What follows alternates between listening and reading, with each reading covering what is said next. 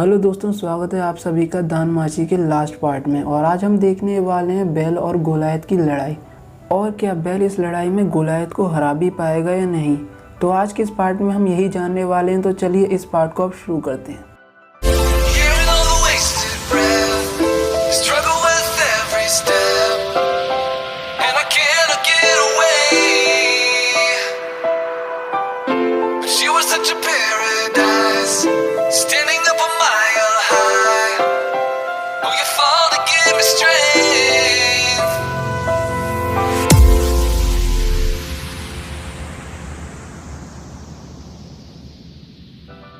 Starting में हमें दिखाया जाता है जो गॉडेस एस्टिया और बैल हैं वो डंजन के अंदर जो सिटी है उसकी तरफ जा रहे होते हैं। और एस्टिया को चल के जाना बिल्कुल पसंद नहीं आ रहा होता है, वो बहुत ज़्यादा थक चुकी होती है।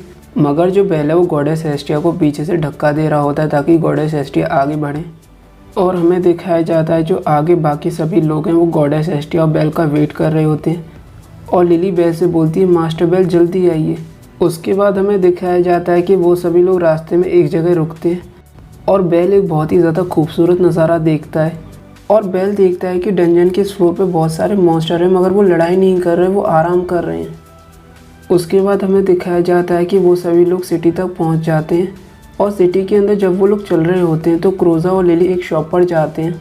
और क्रोज़ा और लिली उस शॉप पर बहुत सारे सामान देख रहे होते हैं। और क्रोज़ा को एक स्टोन पसंद आता है और लिली को एक बैग पसंद आता है। मगर जब क्रोज़ा और लिली सामान का प्राइस देखते हैं तो वो बहुत ज़्यादा हैरान हो जाते हैं।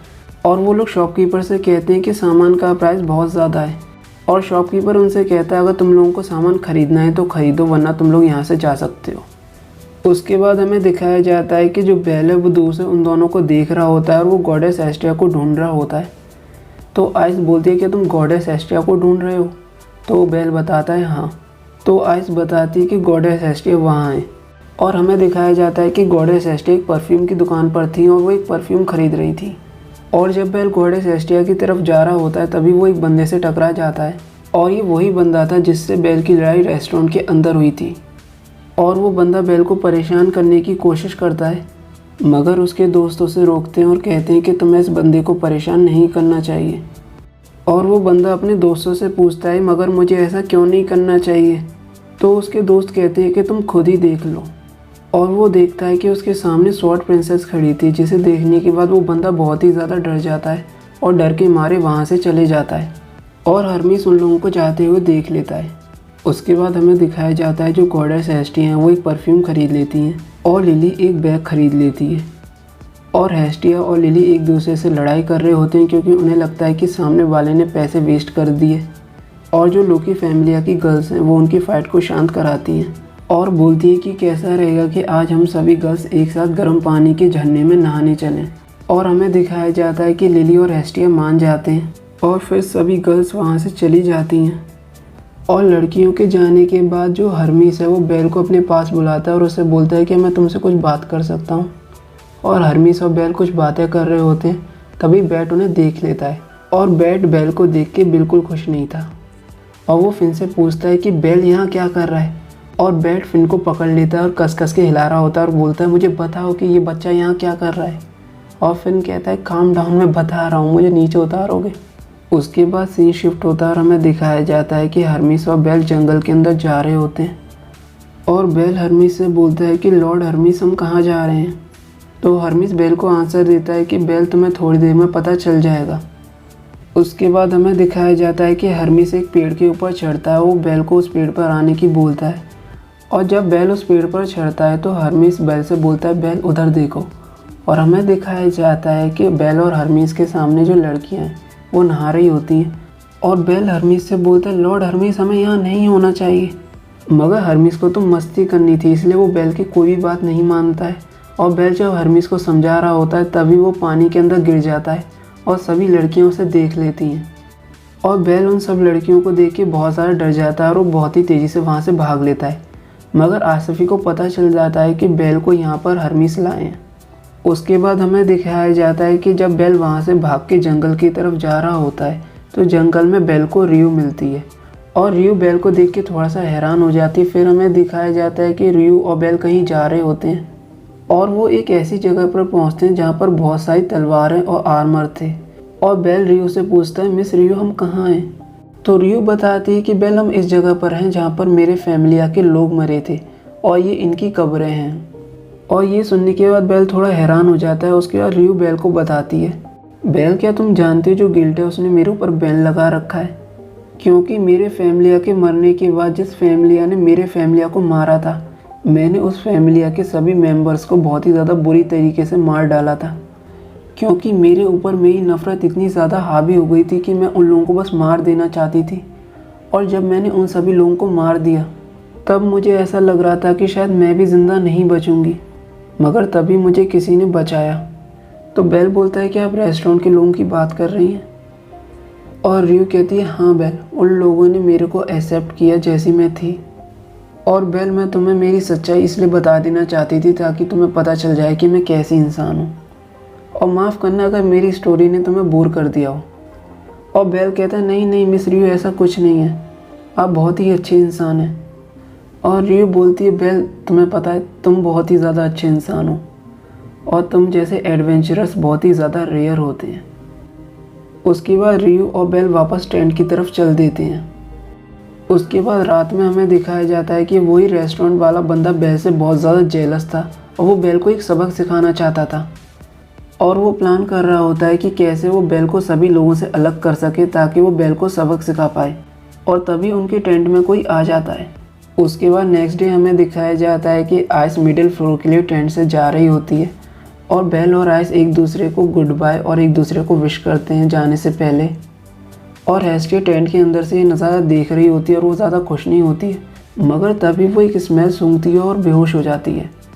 उसके बाद बेल टेंट के अंदर वापस आता है। उसे गॉडेस एस्ट्रिया कहीं दिखाई नहीं देती हैं, मगर तभी वो देखता है कि नीचे एक लेटर पड़ा हुआ है। उसके बाद जंगल के अंदर हमें दिखाया जाता है जो टाकेमिची फैमिली का लीडर है वो प्रैक्टिस कर रहा होता है और वो बेल को अपने सामने भागते हुए देखता है और उसे कुछ शक हो जाता है कि कुछ गड़बड़ है। उसके बाद जंगल के थोड़ी और अंदर हमें दिखाया जाता है कि दो बंदों ने गॉडेस एस्ट्रिया को पकड़ रखा है और गॉडेस एस्ट्रिया उन लोगों से बोल रही होती है कि तुम लोग गलत कर रहे हो, तुम्हें ऐसा नहीं करना चाहिए। और इस सब के बीच जो बेल है वो उस रेस्टोरेंट वाले बंदे के पास पहुंच जाता है और वो दोनों एक दूसरे से बात करना शुरू कर देते हैं। और बेल उस बंदे से पूछता है कि तुम मुझसे क्या चाहते हो, और वो बंदा कहता है, रिलैक्स बच्चे, मैं बस तुमसे लड़ाई करना चाहता हूँ 1 on 1। और बेल कहता है, तुम मुझसे डुअल लड़ना चाहते हो, और वो बंदा कहता है, हाँ मैं तुमसे डुअल लड़ना चाहता हूँ, मगर ऐसा वैसा नहीं। हम दोनों में जो बंदा डुअल जीतेगा वो सामने वाले बंदे का कुछ भी ले सकता है, जैसे कि मैं डुअल जीता तो मैं तुम्हारा सारा सामान ले सकता हूँ। और बेल बोलता है, अगर मैं डुअल जीता तो तुम मुझे गॉडेस एस्ट्रिया वापस कर दोगे। उसके बाद हमें दिखाया जाता है कि वो दोनों लड़ाई करना शुरू कर देते हैं और वो बंदा बेल से बोलता है कि मैं तुमसे जीतना नहीं चाहता, मैं तुम्हें चोट पहुंचाना चाहता हूं। और हमें दिखाया जाता है कि वो बंदा अपनी शॉट से क्रिस्टल को तोड़ देता है और उस क्रिस्टल का थोड़ा सा पार्ट बेल की आंखों में आ जाता है और वो कुछ सेकंड के लिए उस बंदे को देख नहीं पाता और वो बंदा गायब हो जाता है। और बेल बोलता है कि वो बंदा कहाँ गया, और तभी वो बंदा बेल को पीटना शुरू कर देता है और वो बंदा बेल को बहुत ही बुरी तरीके से पीट रहा होता है और बेल उसके खिलाफ कुछ नहीं कर पा रहा होता है। और जो हर्मीस है वो ऊपर से नज़ारा देख रहा होता है और आसफ़ी पूछती है, लॉर्ड हर्मीस कि आप उस बच्चे से नफ़रत करते हैं? और हर्मीस बोलता है, नहीं मैं उस बच्चे से नफ़रत नहीं करता, मैं उस बच्चे को अपना प्यार करने का तरीका दिखा रहा हूँ, क्योंकि बेल अभी तक सीख नहीं पाया कि इंसानियत कितनी ज़्यादा जालिम हो सकती है, इसलिए मैं उसे दिखाना चाहता हूँ कि असल में इंसानियत कैसी होती है। और आसफ़ी बोलती है, लॉर्ड हर्मीस मगर इस सब में उसे कुछ हो गया तो हर्मीस आसफ़ी को जवाब देता है, अगर इस सब में उसे कुछ हो गया तो इसका मतलब वो कभी एडवेंचरर बनने के लिए बना ही नहीं था। उसके बाद हर्मीस बोलता है, देखो फाइनली मदद आ गई। और हमें दिखाया जाता है कि टाकेमिची फैमिली और क्रोज़ो बेल की मदद करने के लिए आ जाते हैं, मगर जो उस बंदे का फैमिली है वो उनसे लड़ाई करना शुरू कर देता है और उन लोगों की लड़ाई में जो टाकेमिची फैमिली है वो उन लोगों पर हावी हो रहा होता है। और उन लोगों की लड़ाई की आवाज़ वो दोनों बंदे भी सुन रहे होते हैं जो गॉडेस एस्ट्रिया की निगरानी कर रहे होते हैं। और उनमें से एक बंदा कहता है, मुझे भी लड़ने जाना है, और दूसरा बंदा कहता है, कैसा रहेगा कि हम इसे यहीं छोड़ जाएं, वैसे भी ये गॉडेस यहाँ से कहीं भी नहीं भाग सकती। और उसके बाद हमें दिखाया जाता है कि वो दोनों बंदे लड़ाई करने के लिए वहाँ से चले जाते हैं और तभी गॉडेस एस्ट्रिया के पास एक रैबिट मॉन्स्टर आता है और गॉडेस एस्ट्रिया उसे देखने के बाद डर जाती हैं, मगर फिर हमें दिखाया जाता है कि वो मॉन्स्टर और कोई नहीं बल्कि लिली थी और उसने अपनी ट्रांसफॉर्मेशन मैजिक का इस्तेमाल किया था। और एस्टिया लिली से पूछती है कि तुमने मुझे कैसे ढूंढा। तो लिली बताती है जो तुमने परफ्यूम लगाई थी उसकी स्मेल इतनी ज़्यादा कर रही थी कि मैंने उसकी स्मेल का पीछा किया और तुम्हारा पता लगा लिया। फिर सीन शिफ्ट होता है और हमें दिखाया जाता है कि टाकेमिची फैमिली और क्रोजा उन बंदों पर भारी पड़ रहे होते हैं।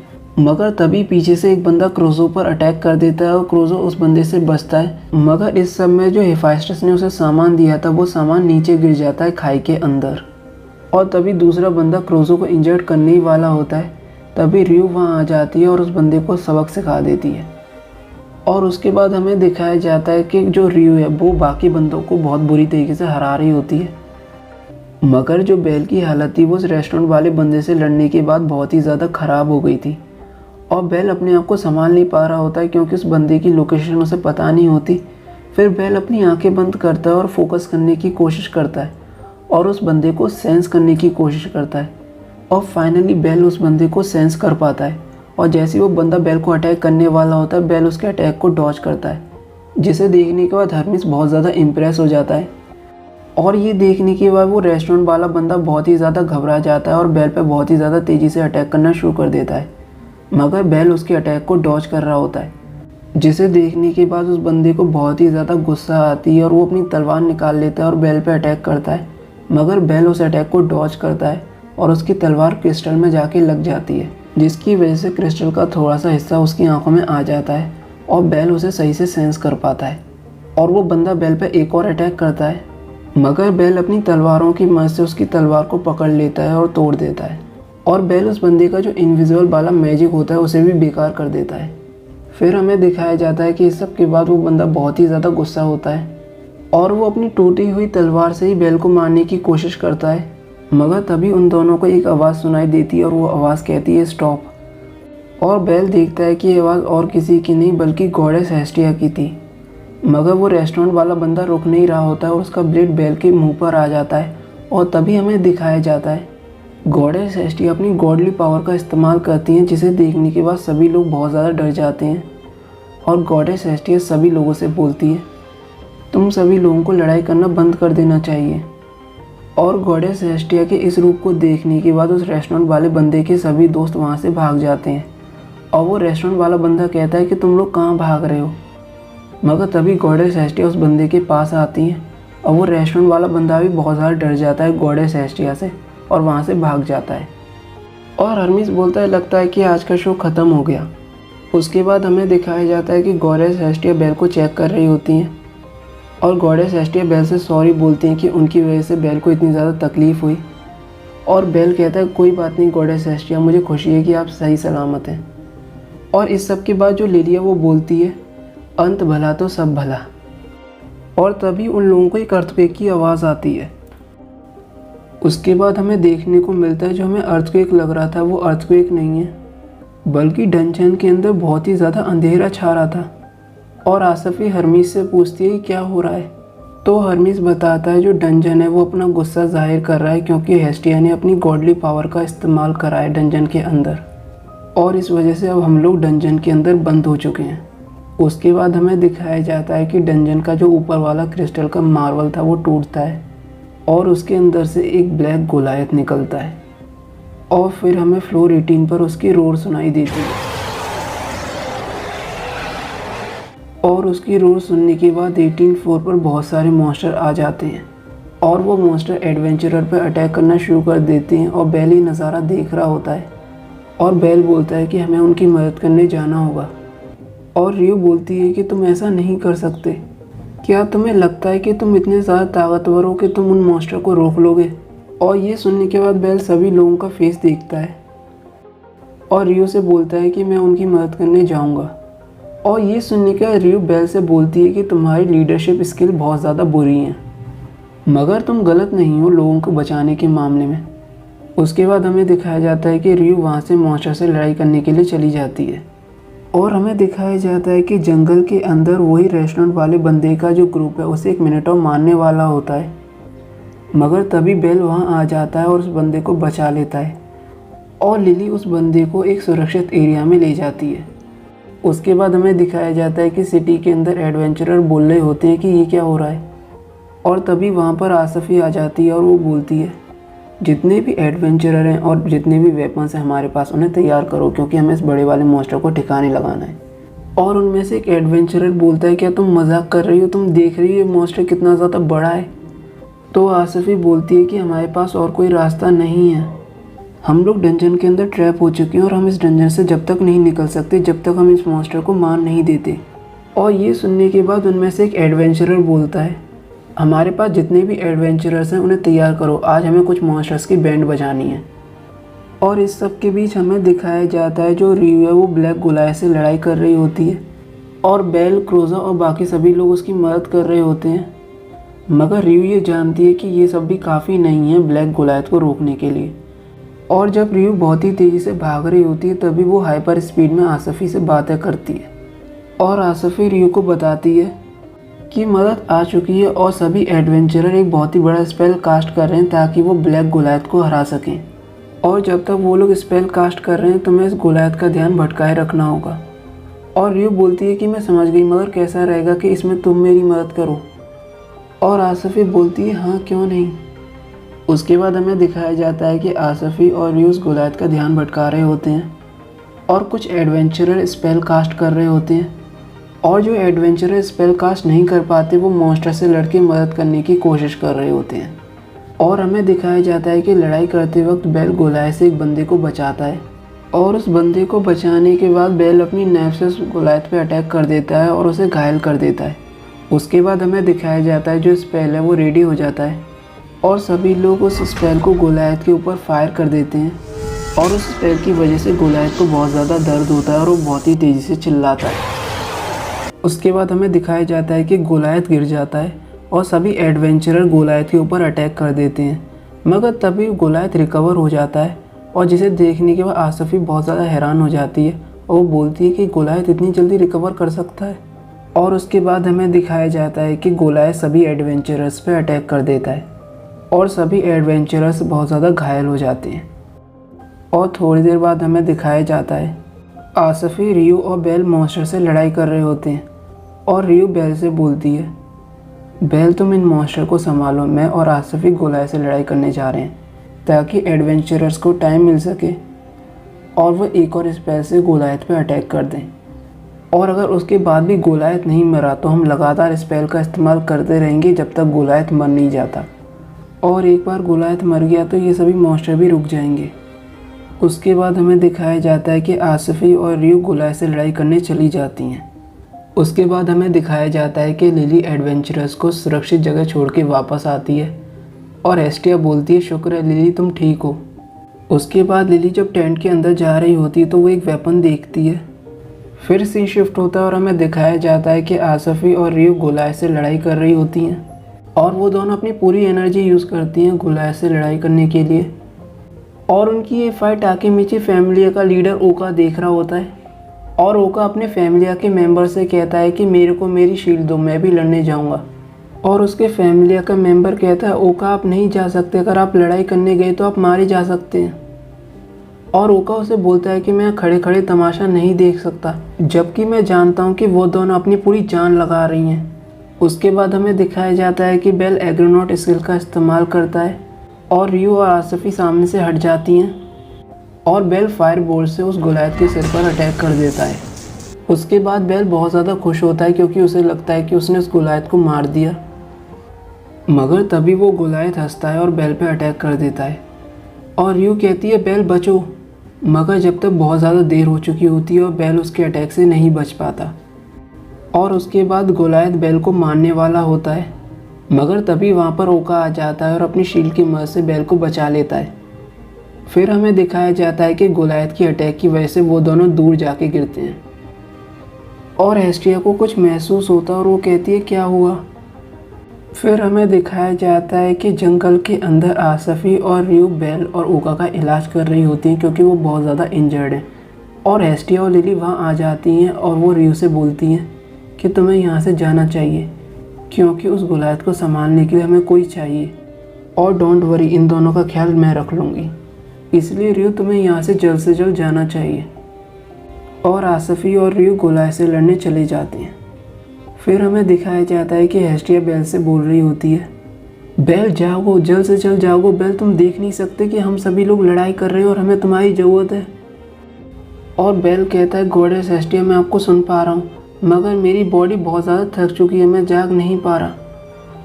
और तभी वहाँ पर हर्मीस आ जाता है और वो बेल से कुछ बोलता है। और जो भी कुछ हर्मीस बोलना होता है, बेल को ऐसा लगता है कि उसके ग्रैंडपा उससे ही बोल रहे हैं। और हर्मीस बेल से बोलता है, एक हीरो वो नहीं होता जो सबसे ज़्यादा ताकतवर होता है या जिसके पास सबसे ज़्यादा खतरनाक वेपन होता है। एक हीरो वो होता है जो अपनी लाइफ को सेक्रीफाइस करने के लिए तैयार हो जाए ताकि वो अपने आसपास के लोगों को बचा पाए। और बेल मेरे बच्चे, मैं जानता हूँ कि तुम वो हीरो हो। उसके बाद हमें दिखाया जाता है कि बेल जागता है और बेल उस गोलायत की तरफ बढ़ रहा होता है और वो बोलता है, मैं ताकतवर बनना चाहता हूँ और मैं उन लोगों को बचाना चाहता हूँ जिनसे मैं प्यार करता हूँ। और हमें दिखाया जाता है कि बेल एग्रोनॉट का यूज़ कर रहा होता है और उसके हाथ में एक वेपन होता है और वो अपनी एनर्जी को कॉन्सेंट्रेट कर रहा होता है और गोलायत उसकी तरफ बढ़ रहा होता है। और रियो और आसफ़ी अपनी पूरी एनर्जी का इस्तेमाल करते हैं उसकी रफ्तार को धीमा करने के लिए।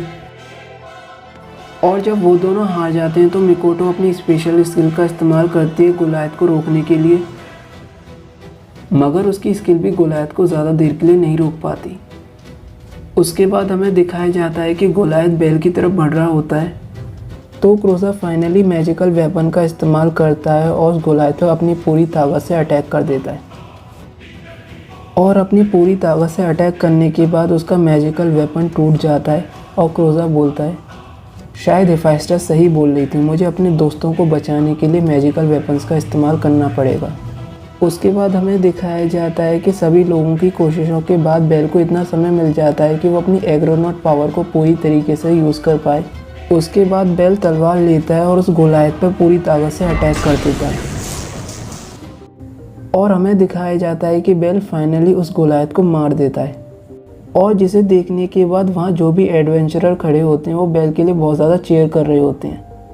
और हमें दिखाया जाता है कि उस गोलायत के मरने के बाद डंजन वापस से नॉर्मल हो जाता है। और हर्मीस बोलता है, मैंने देख ली, फाइनली मैंने अपनी आंखों से खुद देख लिया बेल की असली पावर। और उसके बाद वो बोलता है, ज़ीउस तुम हमेशा बोलते थे कि बेल के पास काबिलियत नहीं है, मगर इस बच्चे के पास तुम्हारी ब्लेसिंग्स हैं और ये बच्चा तुम्हारे फैमिली का सबसे स्ट्रॉन्गेस्ट मेंबर बनेगा। और इसी के साथ ओरारी और मैं एक नई कहानी की शुरुआत होगी हीरोज़ की। और इसी के साथ ये एनीमे यहाँ ख़त्म होता है। अगर तुम्हें ये वीडियो अच्छी लगी हो तो इस वीडियो को लाइक कर दो, अपने दोस्तों के साथ तुम शेयर भी कर सकते हो और कमेंट करके बताओ कि तुम्हें यार एक्सप्लेनेशन कैसा लगा। Thank you for watching. और हाँ, प्लीज़ कमेंट बॉक्स में यार तुम मुझसे दानमाची के सीज़न 2 की मत कहना, क्योंकि मैं कुछ नया शुरू करना चाहता हूँ, इसलिए मुझे यार दानमाची से आगे बढ़ना होगा। और जब मुझे लगेगा कि मैं दानमाची दोबारा शुरू कर सकता हूँ तो मैं शुरू कर दूंगा। तो प्लीज़ कमेंट मत करना दानमाची का सीज़न 2 लाओ। हाँ, मगर तुम ये कमेंट ज़रूर कर सकते हो कि तुम्हें अब तक की सीरीज़ कैसी लगी।